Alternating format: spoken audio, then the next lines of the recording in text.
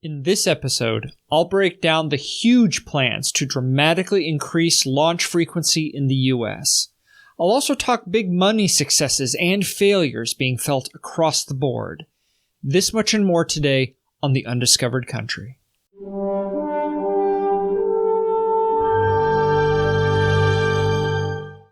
Hello and welcome to the Undiscovered Country. I am your host, Bryant A.M. Baker.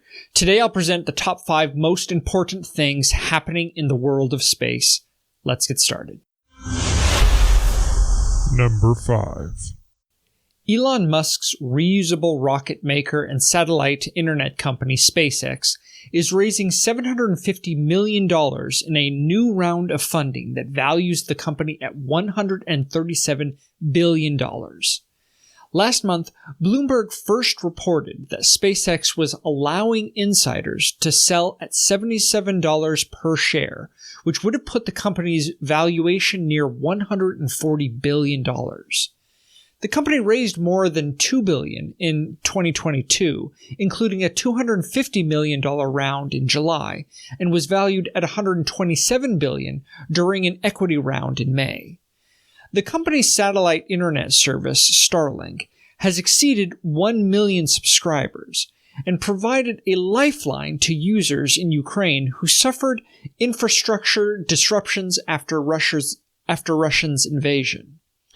SpaceX also managed to surpass 60 reusable rocket launches in a single year via its Falcon program, and the company is currently continuing development of its Starship and Super Heavy launch vehicles at the company's Starbase facility in Boca Chica, Texas.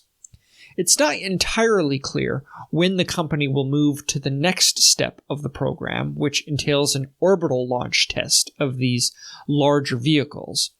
However, as Musk has more recently sounded off about geopolitical issues on Twitter, NASA Administrator Bill Nelson asked SpaceX President and COO Gwynne Shotwell whether his distractions as the new owner and CEO of Twitter might affect SpaceX's work with the space agency. Nelson said that Shotwell reassured him that it would not. Number 4. Things are not going so well for satellite manufacturer Satellogic. The company has slashed revenue projections, resulting in layoffs and delays in construction of a new factory. The 4 satellites launched by SpaceX yesterday will join 26 currently in operation by Satellogic that provide high-resolution imagery. The company, in a business update on December 15th, said it expected to launch 18 to 21 satellites in 2023, giving it enough satellites to map the Earth every 2 weeks.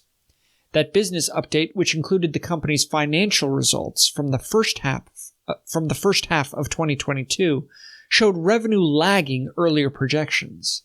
Satellogic said in its business update it was projecting revenues of $6 to $8 million for all of 2022, and an adjusted earnings before interest, taxes, depreciation, and amortization loss of $55 to $60 million, which is huge compared to the projected loss of $2 million which they had anticipated.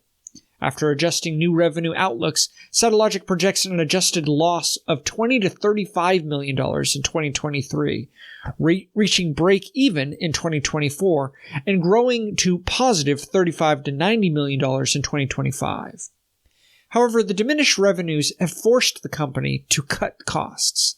That included laying off 18% of its workforce in the third quarter, reducing its staff to about 380 people.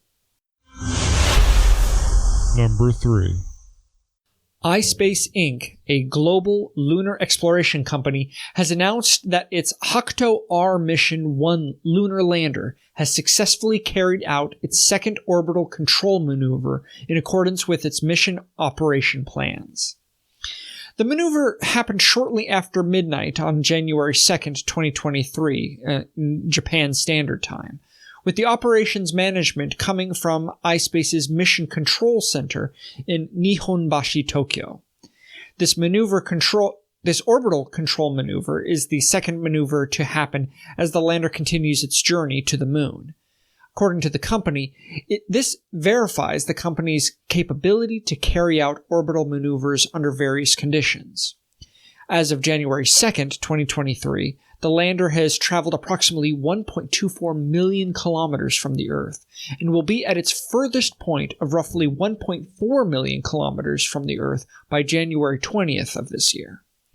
Once the lander reaches its most distant point from Earth, a third orbital correction maneuver may be performed, depending on its navigational status. Once the lander has navigated deep space for 1 month, it will have achieved Mission 1 milestone success number 5. The company set 10 milestones for Mission 1, ranging from launch to landing. As a result, iSpace will weigh and evaluate the results against the criteria and incorporate them into future missions expected to launch by 2025. Number 2.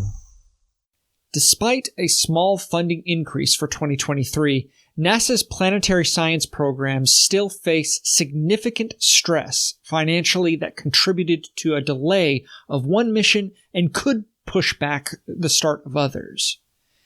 NASA received $3.2 billion for planetary science in the fiscal year 2023 omnibus spending bill signed into law on December 29th.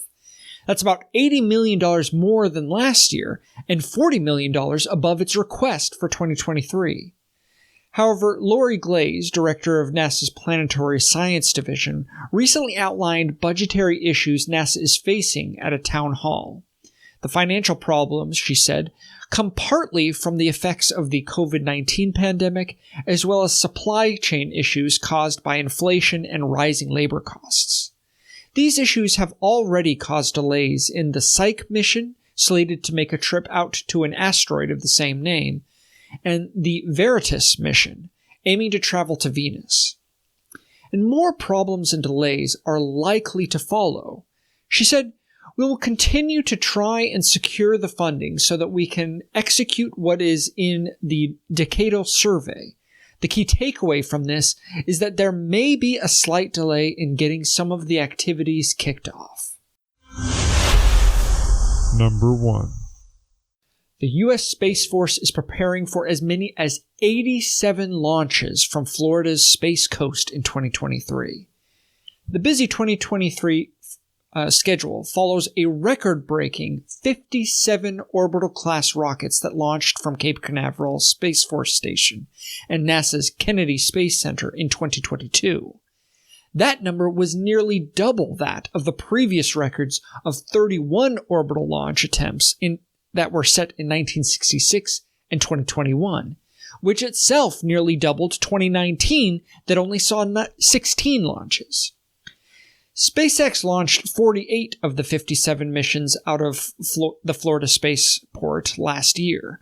ULA added 6 flights with its Atlas V rocket, and NASA added 1 with its SLS rocket in November.